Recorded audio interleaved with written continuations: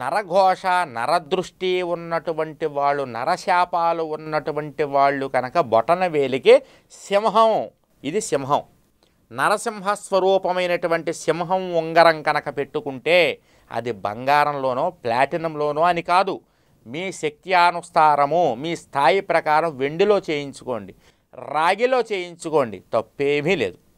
పెట్టుకోండి. ఒక సింహం ఉంగరం బొటనవేలికి ఉందనుకోండి, నజర్ అనేది ఉండదు, నరఘోష అనేది ఉండదు. గురువుగారు ఎంత సంపాదిస్తున్నా ఎప్పుడూ రోగాలకే అయిపోతుందండి. ఎంత సంపాదిస్తున్నా ఒక్క రూపాయి నిలబడట్లేదండి ఇంట్లో. మా ఆయన 30,000 జీతం తీసుకొస్తారండి, 1వ తారీఖు మళ్ళీ నెలాఖరు అయ్యేటప్పటికీ 10 రూపాయలు కూడా ఉండట్లేదండి. అసలు సేవింగ్స్ అనేవి లేవండి గురువుగారు, పొదుపు అనేటటువంటి లేకుండా అయిపోతుంది మా జీవితం అని ఏడుస్తూ ఉంటారు ఫోన్లు చేసి నాకు. వాళ్ళ ఏడుపు చూసిన ముందు నాకు ఏడుపు వస్తూ ఉంటుంది, అంత బాధపడుతూ ఉంటారు పాపం వాళ్ళు.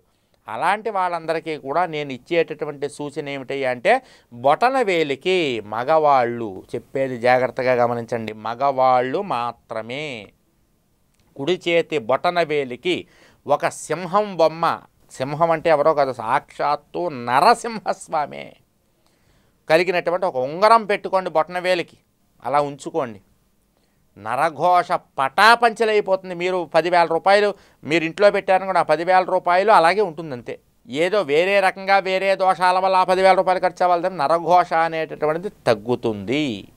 కాబట్టి లక్ష్మీ కటాక్షం పొందాలంటే ముందు నరఘోష మీకు ఉండకూడదు. నరఘోష ఉండకూడదు అంటే కనుక ఈ యొక్క ఉంగరం అనేటటువంటిది కుడి చేతి బొటనవేలికి సింహం ఉంగరం ధరించండి.